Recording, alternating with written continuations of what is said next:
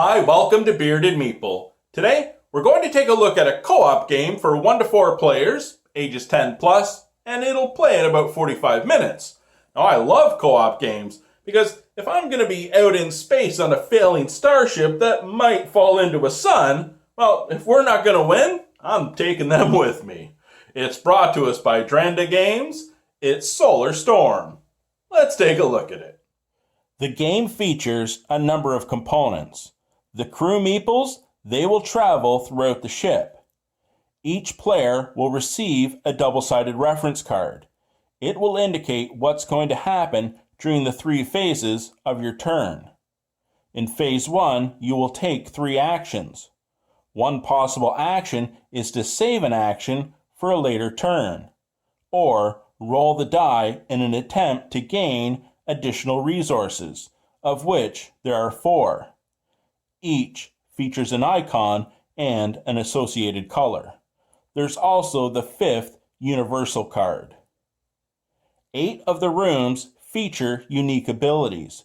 You'll definitely have to use these if you hope to win the game. One such ability is protection and features an associated token. The cubes, they will be placed on the right-hand side of the room card as you pay a resource to heal that room. Once a room is healed, you can use its unique ability. If you're going to divert power from that room to the energy core, you must pay in one turn the resources shown on the left. You would then place an energy orb and you're one room closer to winning the game. However, at the end of each player's turn, the ship will take damage. Let's take a look at the setup and the gameplay.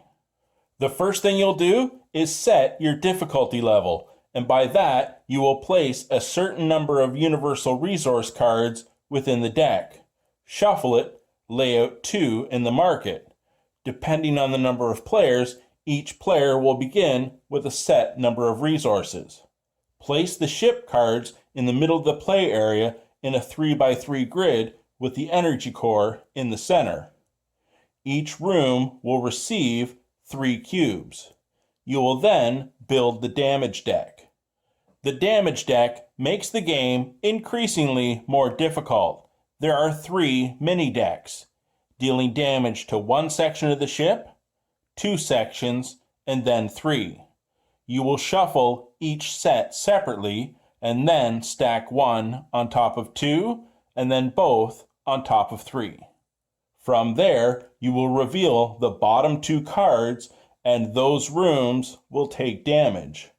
We have our orb tokens for when you're going to divert power, and we also have your save action tokens. We're ready to begin.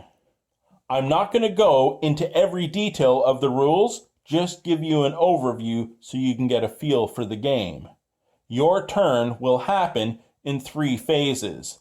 In the first phase, you will take 3 actions: move, repair a room, activate a room, divert room power, scavenge, share resources, or save an action. When you move, it must always be to an adjacent room. You are not allowed to travel diagonally, and each movement is the cost of 1 action point.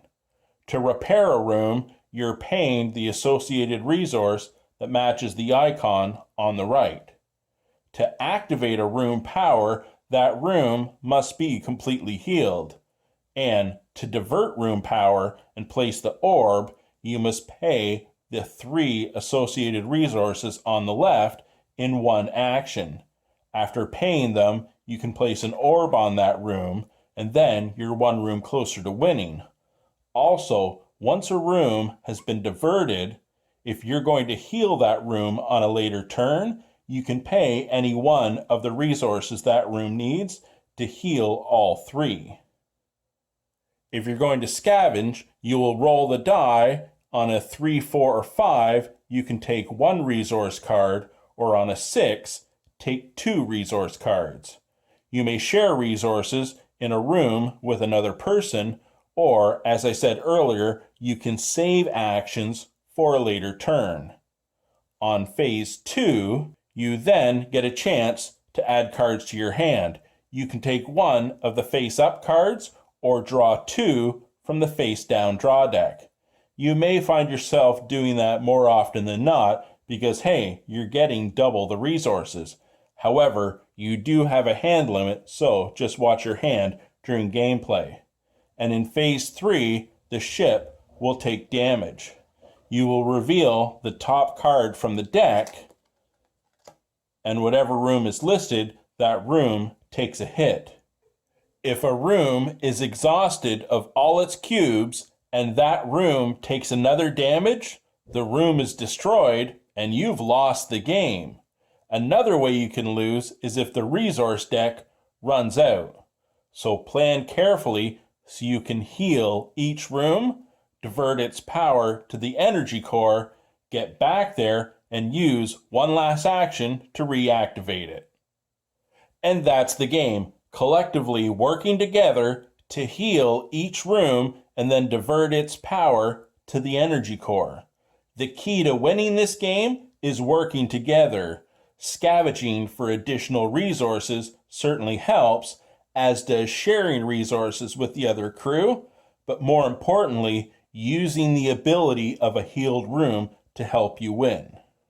And that, my friends, is Solar Storm. A couple of things I'd like to say. First off, I know I've said this about a number of other games, but this game is awesome. This is a great little co-op game.